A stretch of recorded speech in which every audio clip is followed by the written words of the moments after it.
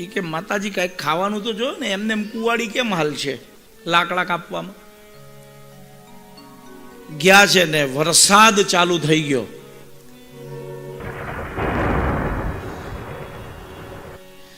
એટલો વરસાદ છે, એટલો વરસાદ છે કે પાણી ભરાઈ ગયા નદી નાળામાં. એ વખત કાંઈ, અને આ તો બંને બાળ સ્વરૂપમાં છે.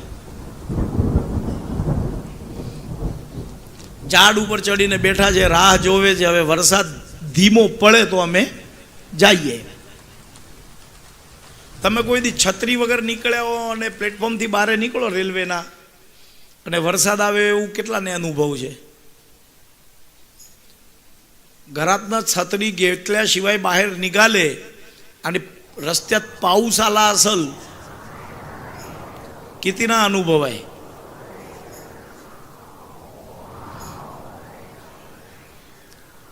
એ આનંદ જ કંઈક અલગ છે.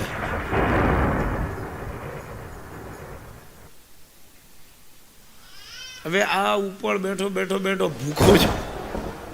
ભૂખ્યો થયો ને, ચણા ખાઈ લીધા. કનૈયાને આપ્યા નથી. એ ચણા શ્રાપિત હતા.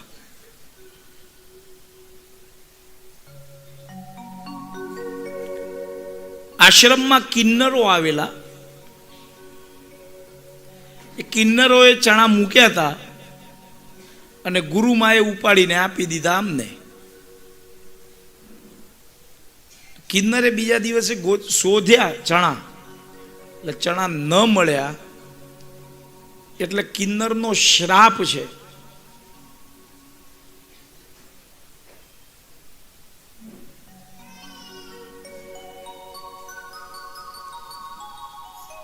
કિન્નરનો શ્રાપ હતો કે અમારા ચણા જેને ચોર્યા હોય ને, એ 7 જન્મ સુધી દરિદ્ર રહે.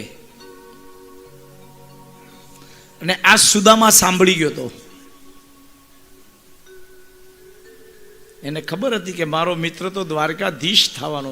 બ્રાહ્મણ છે ને, જ્ઞાન હતું. અને મિત્રને ક્યાં હું 7 જન્મ સુધી દરિદ્ર કરી નાખું એને ખવડાવીને? એટલે આ બ્રાહ્મણે કૃષ્ણના ઉપરનું આળ પોતાના માથે લઈ લીધું ને ચણા ખાઈ ગયો તો. આ છે બ્રાહ્મણો આપણા હિન્દુસ્તાનના, આપણા સનાતનના. જો કદાચ એક દાણો પણ કૃષ્ણ ખાઈ લે ને, તો એ દ્વારિકાનો રાજા ન બની શકે. પોતાના મિત્રના માટે જ્યારે આટલું કોઈક વિચારતો હોય. હવે આ તમે શ્રીમદ ભાગવતમાં શોધવા જશો કે કોઈ કથાકાર નહીં કરતો હોય તો એની મજાક ન કરવી. આને ડીપમાં જવું પડે, શોધવું પડે. આનું કારણ શું? તત્વમાં જવું પડે.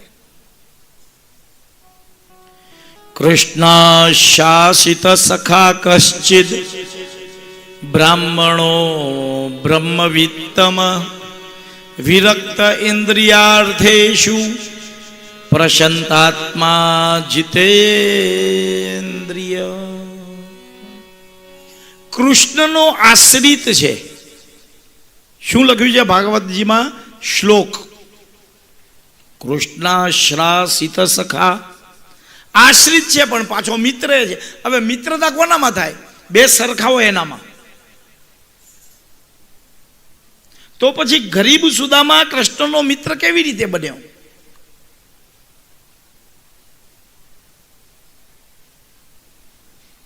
એક ગરીબ છે, એક પૈસાદાર છે, પણ ક્યાં? આશ્રમની બહાર. ત્યાં તો ભણે છે, બંને વિદ્યાર્થીઓ જ છે. એટલે તમારા બાળકોને એવી ખોટી વસ્તુ લઈને સ્કૂલમાં ક્યારે નહીં મોકલાવતા. એની બાજુમાં બેસતો વિદ્યાર્થી એ વસ્તુને ન મેળવી શકે અને એનું મન બળે. મર્યાદામાં જ મોકલાવજો પોતાના બાળકોને તૈયાર કરીને. ત્યાં તો વિદ્યાર્થી છે, વિદ્યાના માટે ગયેલા છે. એમાં નથી કોઈ પૈસાદાર કે નથી કોઈ ગરીબ. બ્રાહ્મણ છે અને બ્રહ્મવિત્તમ જે મળે છે એને વેચી દેશે. વિરક્ત છે, કૃષ્ણ સિવાય કોઈની સાથે વાત કરતા, કોઈની સાથે. ઇન્દ્રિયાર્થેષુ. હવે આમાં બે વસ્તુ લખી છે પાછી શ્લોકમાં, ઇન્દ્રિય અર્થે, અને છેલ્લો શબ્દ વાપર્યો છે જીતેન્દ્રિય.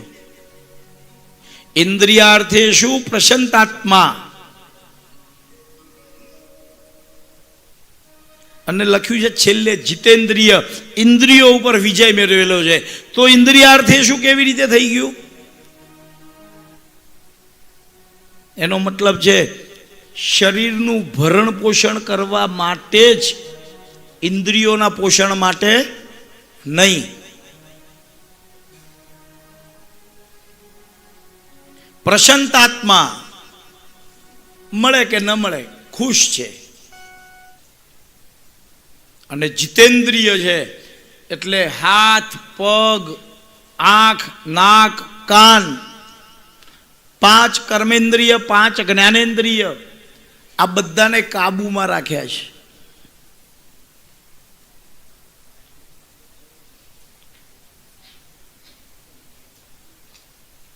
મંદિર જ્યારે મારું મનનું આંખ સ્વરૂપીના દ્વાર ઓપન થાય, ખુલે, એટલે મારી સામે ભગવાન જ હોવો જોઈએ.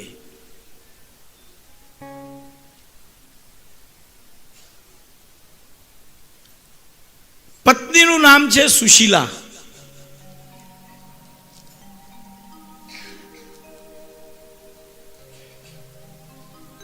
હવે આ વિચાર કરે છે, 70 વર્ષ લગ્નના થઈ ગયા ને પછી સુશીલાએ કીધું છે કે તમે કહેતા હતા ને મારા એક મિત્ર હતા, રાજા છે અને દ્વારિકાધીશ છે. લગ્ન કરે સ્ત્રી એટલે પોતાના પતિના મિત્રો કોણ છે એ તો અઠવાડિયામાં ખબર પડી જાય સાહેબ, કોણ મિત્રો છે ને કેવા છે, એક જ અઠવાડિયામાં ખબર પડી જાય. તો શું આ 70 વર્ષનું જીવનગાળો નીકળી ગયો લગ્નનો, એમાં ક્યારે એમ નહીં કીધું હોય કે તમે ક્યારેક તો માંગવા જાઓ? એક જ સાડી મેલી ગયેલી, એ ફાટેલી, બાકી બીજું કાંઈ પહેરવા નથી.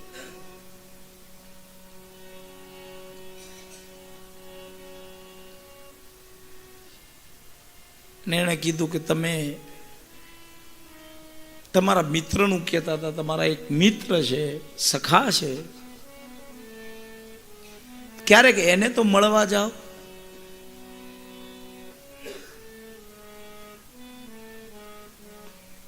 સુદામાને ખબર છે, જુઓ 4 જગ્યા એવી છે ને જ્યાં વસ્તુ કોઈ ભેટ લીધા વગર જવાય નહીં. સૌથી પહેલા એક મંદિરમાં તમારે કાંઈ પણ ધરાવવું પડે, યથાયોગ્ય, એવું જરૂરી નથી કે 1000 રૂપિયા આપો, આપણી શક્તિ હોય. કરજો કરીને નહીં કરતા સાહેબ, કોઈ દાન કરજો કરીને ક્યારે કરાય નહીં, નહીં તો આ સ્વીકાર નહીં કરે.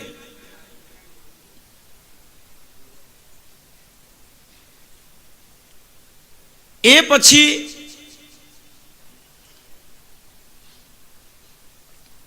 પોતાના ગુરુના જ્યારે આશ્રમમાં જાઓ ને ત્યારે કાંઈક લઈને જાજો. ભેટ ધરાયા સિવાય ગુરુના મંદિર આશ્રમમાં, કયા ગુરુ પણ, સદગુરુ.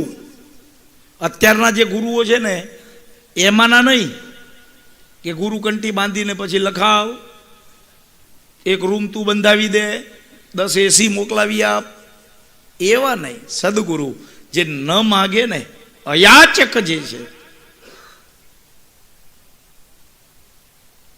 ત્રીજી જગ્યા મા બાપ પાસે. દીકરો કમાતો થાય, મા બાપને જરૂર નથી સાહેબ સંતાનોના રૂપિયાની, પણ જો કમાઈને ક્યારેક આપી તો જોજો સાહેબ તમે ક્યારેક તમારા સંતાનોને બની, અને તમે તમારા મા બાપને ક્યારેક તમારા કમાણીમાંથી વધારે નહીં, એક દિવસ પૈસા આપી એને કહેજો ને, જાઓ બાપા ઠાકુરજીના મંદિરમાં આટલા ધરાવી દેજો. જો એના આંખમાં શું આનંદ આવે છે. આ તો બાપાને લકવો થઈ ગયો હોય જમણા હાથે, અને એ જ બાજુ પૈસાની ખિસ્સામાં નોટ મૂકે. સાહેબ નીકળે નહીં હાથેથી, નીકળે તો ધરાવે ને.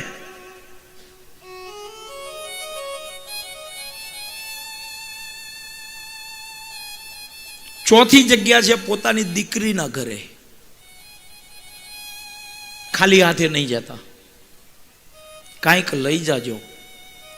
અને પાંચમી જગ્યા ગરુડ પુરાણમાં બતાવી છે, છેલ્લા અધ્યાયમાં છેલ્લી લીટીમાં, શ્રોતા બનીને જાન ત્યારે ખાલી હાથે જાજો, લઈને જાજો, ખાલી હાથે જતા નહીં.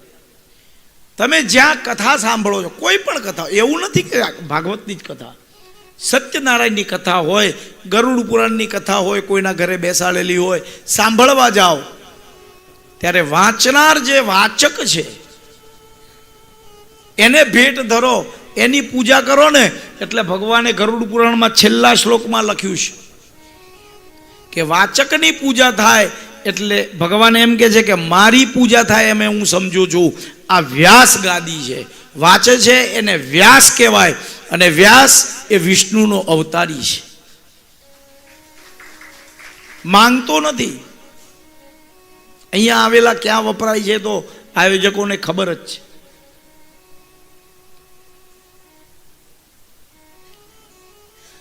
જીતેન્દ્રિય, એની પત્નીએ કીધું આપણા સંતાનો છે, કોઈ આવે ને તો એને જમવાનું પહેલા આપી દે, પોતે ભૂખ્યા રહે. અયાચક છે, માંગતા નથી. અને પત્નીને પણ માંગવા માટે મોકલાવ્યા નથી. જે પત્ની માંગવા માટે મોકલાવે ને એટલે સમજી લેવાનું કે એના પોતાના ધર્મથી થોડીક ભ્રષ્ટ થઈ. પોતાના પતિના પાસે જે ભીખ મંગાવડાવે ને,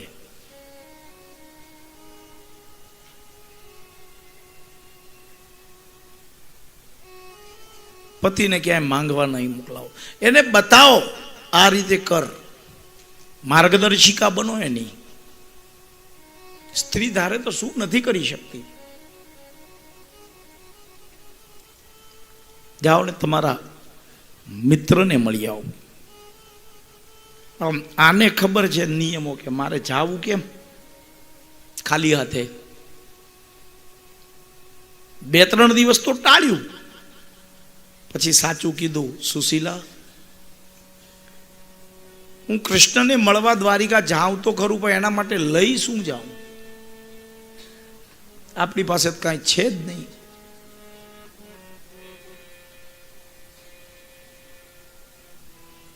કેવું ઘર હશે?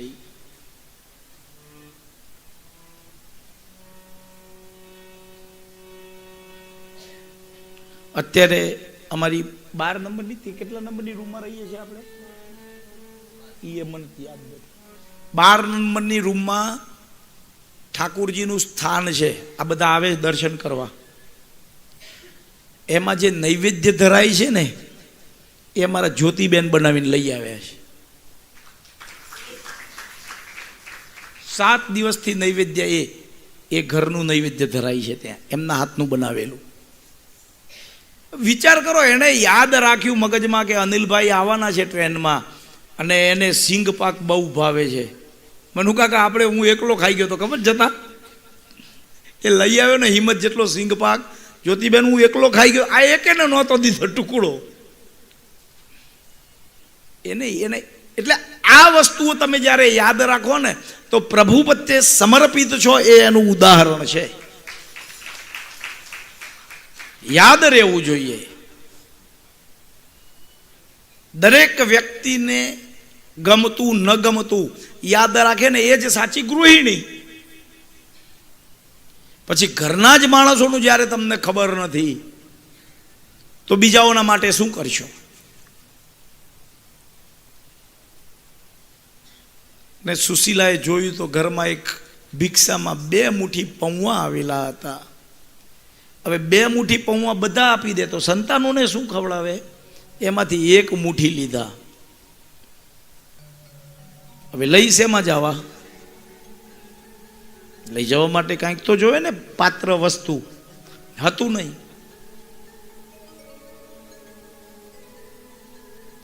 જેના સંતાનો નગ્ન ફરે છે એની પાસે શું હોય? પોતાની સાડી ફાડી, પોટલી બાંધી અને આપી, લ્યો જાઓ. સભાની અંદર શેરડીને છોલતા જ્યારે આંગળી કપાણી ને કૃષ્ણની, ત્યારે દ્રૌપદીએ પોતાનું ચીર ફાડીને એને પાટો બાંધ્યો હતો. એ જ દ્રૌપદીને જ્યારે જુગટ રમતા રમતા પાંડવો હાર્યા, એ વખતે કેશ પકડીને દુશાસન લાવ્યો છે.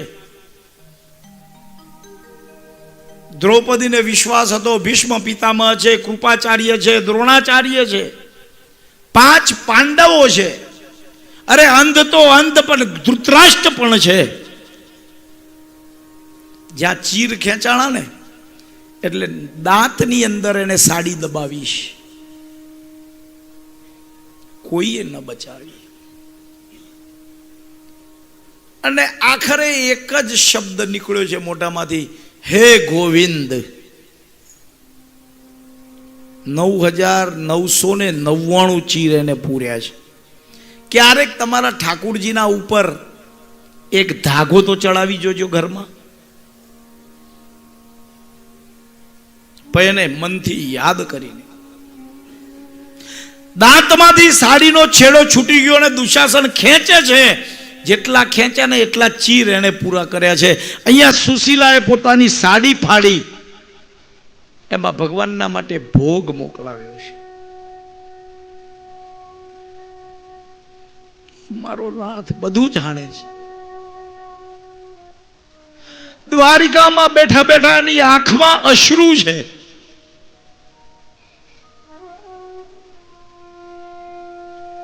પણ એના માટે નિયમ છે, સમયના પહેલા હું કોઈને કાંઈ આપી શકું એમ નથી. યોગ્ય કાળ આવવો જોઈએ, સમય, એ સિવાય ન મળે આ બધું.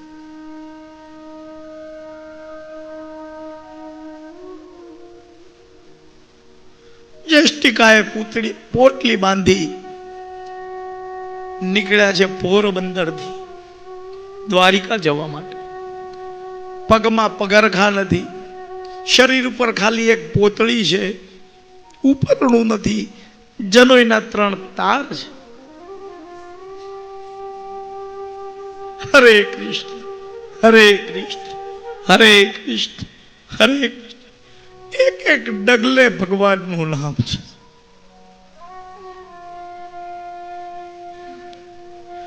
પેટમાં અન્ન નથી, પીવા માટે પાણી નથી. પોરબંદર થી દ્વારિકાના માર્ગમાં સુદામાથી બેશુદ્ધ થઈને પડ્યા છે.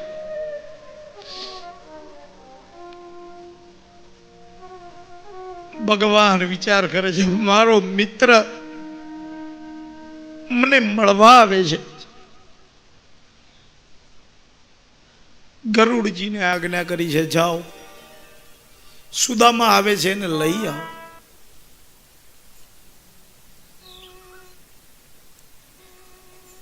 સુદામાજીને લેવા માટે ગરુડજી નીકળ્યા છે. પોરબંદરના માર્ગ ઉપર જઈને જોયું તો રસ્તામાં માર્ગમાં સુદામા બેશુદ્ધ અવસ્થામાં પડ્યા છે, પણ છતાંય મનના શ્વાસ સાથે શબ્દ ચાલુ છે, હરે કૃષ્ણ હરે કૃષ્ણ હરે કૃષ્ણ હરે કૃષ્ણ.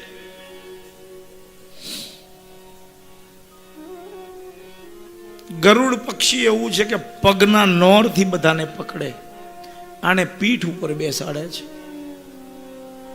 જ્યાં ભગવાન સવારી કરે છે એ સ્થાન ગરુડે એને આપ્યું છે. દ્વારિકાના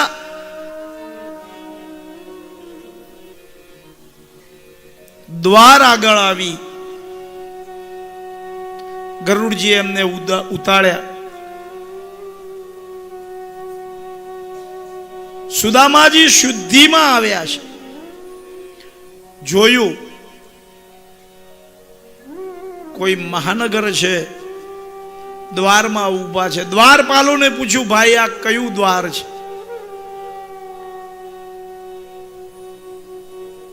અહીંયાના રાજા કોણ છે? તો પૂછ્યું દ્વારિકા છે. અહીંયાના રાજા દ્વારિકાધીશ છે.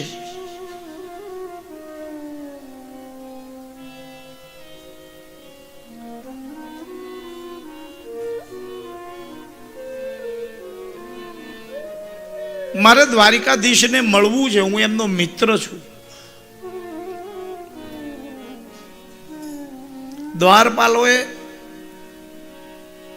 ઘણા એમ કે છે કે દ્વારપાલોએ રોક્યા છે.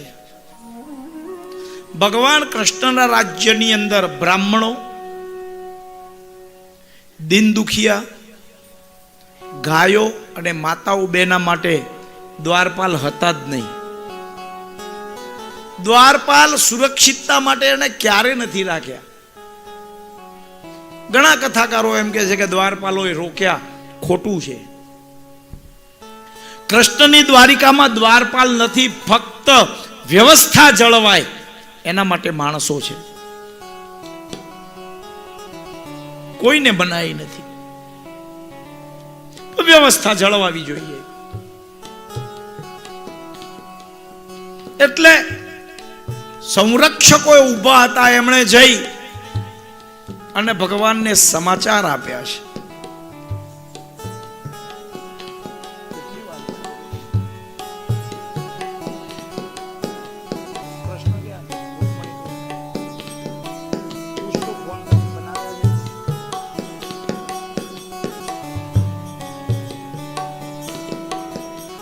જેવા સમાચાર મળ્યા, પ્રભુ દ્વાર ઉપર એક બ્રાહ્મણ આવ્યો છે. અંગ ઉઘાડું છે, ફક્ત પોતળી પહેરેલી છે, મહેલી છે, દીન દયાળુ. ગરીબ શબ્દ વપરાય જ નહીં. સુદામા ગરીબ છે જ નહીં, દીન છે, ધન નથી. પણ જેની પાસે કૃષ્ણ સ્વરૂપી, નામ સ્વરૂપી ધન છે ને, એને ગરીબ ન કહેવાય. અત્યાર સુધીની કથાઓમાં કોઈ દિવસ હું નથી બોલ્યો સુદામા ગરીબ છે. સુદામા ગરીબ નથી.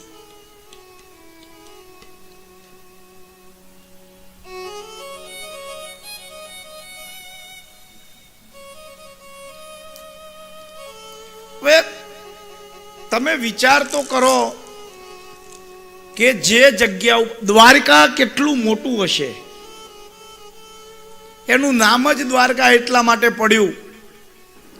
અનેક દ્વાર, 16,108 રાણીઓને રહેવા માટે અલગ અલગ રૂમ હતા.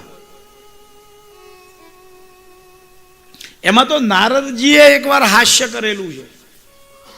અલગ અલગ રાણીના રૂમમાં જઈને જોઈએ તો ક્યાંક તો ભગવાન જમે છે, ક્યાંક સત્યભામા પંખો નાખે છે, ક્યાંક મિત્રવિંદાના માથામાં ગજરો નાખે છે, અને નારદ પગે લાગ્યા છે.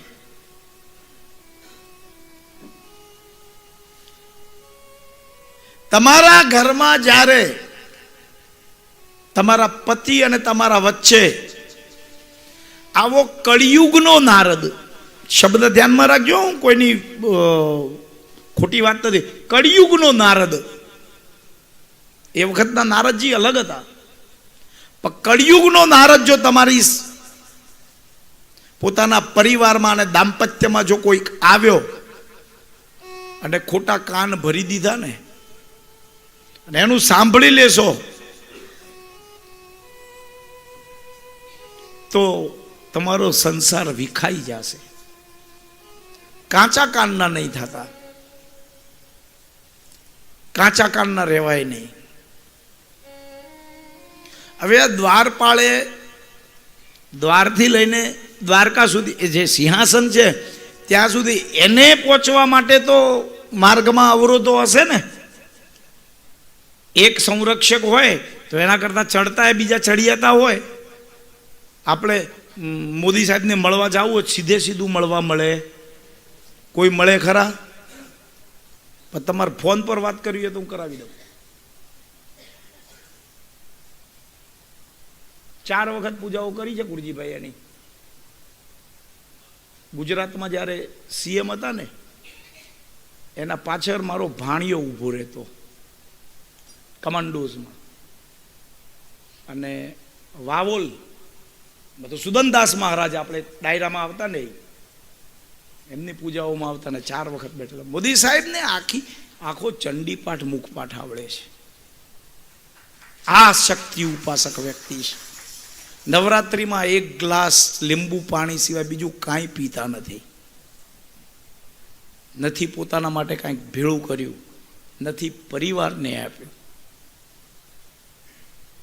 3 કે 4 રાજ્યમાં તો આવી ગઈ ને ઇલેક્શનમાં, મને વધારે નથી ખબર કયું. એક તો રાજસ્થાન, મધ્યપ્રદેશ અને છત્તીસગઢ. તમને બધાને કહું છું, તમારે ત્યાં ચૂંટણી હોય ને, આમાં પાછા કુરજીભાઈ બેઠા છે, ડખો થાય નહીં.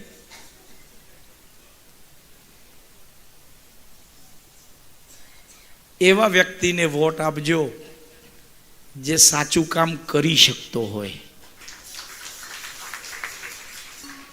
સમાજની સેવા કરતો હોય. પ્રભુ સેવા કરતા પહેલા રાષ્ટ્ર સેવા જરૂરી છે. અને રાષ્ટ્ર જો સુરક્ષિત છે તો તમે ને હું બધાએ સુરક્ષિત. રાષ્ટ્ર સુરક્ષિત નથી તો તમે ને હું સુરક્ષિત નહીં. એટલે એવા વ્યક્તિને આપજો વોટ. હું કોઈ પાર્ટી સાથે આપણે કાંઈ લેવા દેવા નથી, પણ તમારો એક આપેલો મત ત્યાં ઉપર જે બેઠો છે ને એને બદલી નાખશે. એટલે એવા વ્યક્તિને આપજો જ્યાં રાષ્ટ્ર સુરક્ષિત રહે.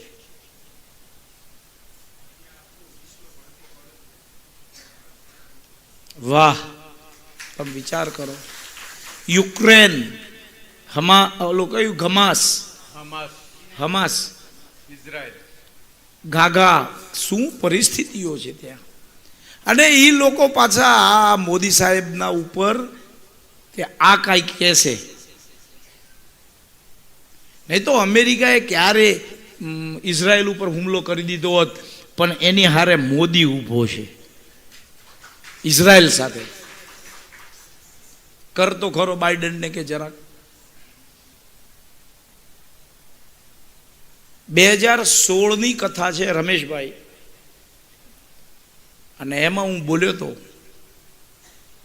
કે જો કદાચ 2024માં ટકી ગયું ને જેકેટ, મારી આગળ વિડીયો છે, હું તમને બતાવીશ. અને હું જેકેટ બોલ્યો એટલે મામા તરત જ બોલ્યા હતા મોદી. જો 2024માં જેકેટ આવી ગયું ને કુરજીભાઈ, તો 29 સુધી તો રહેવાનું. વિશ્વ આખાનો ગુરુ બની જશે આપણું હિન્દુસ્તાન, ભારત.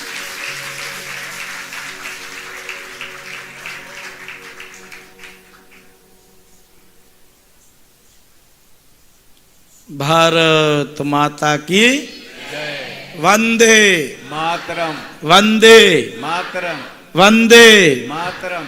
આપે બધા જ અહીંયા પ્રતિજ્ઞા કરીએ.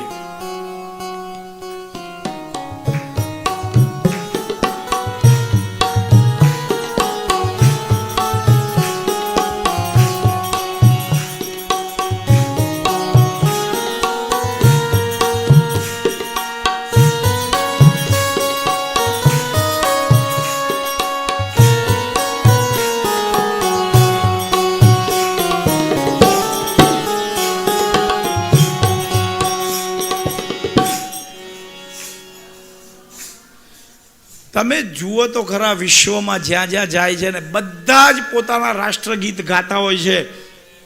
અને જ્યારે ભારતનું રાષ્ટ્રગીત, ભલે ક્રિકેટમાં, અને ભારતનું રાષ્ટ્રગીત થાય ને ત્યારે પેનડ્રોપ સાયલેન્ટ થઈ જાય છે બધા. નહીં તો અહીંયાથી નાખો બટાટા ને ઓલી બાજુથી નીકળે સોનું.